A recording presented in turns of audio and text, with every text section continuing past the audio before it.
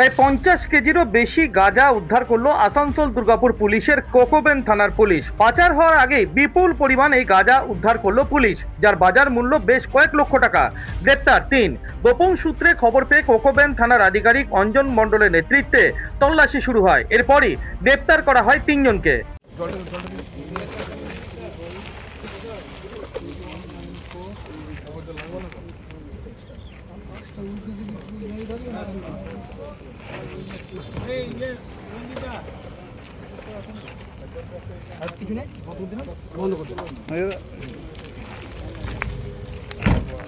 ধৃত 3 জন উড়িষ্যা থেকে আসছিল বলে জানা গেছে। এখন পুলিশ খতিয়ে দেখছে বিপুল পরিমাণ এই গাঁজা কোথায় পাচার হচ্ছিল। ধৃতদের জিজ্ঞাসাবাদ শুরু করেছে কোকোবেন থানার পুলিশ। পাচারের আগে বিপুল পরিমাণ গাঁজা উদ্ধার, বড়সড় সাফল্য পেল আসানসোল দুর্গাপুর পুলিশ কমিশনারেটের কোকোবেন থানার পুলিশ। দুর্গাপুর থেকে অনুরাধা সিংগুপ্ত রিপোর্ট, খাঁটি খবর।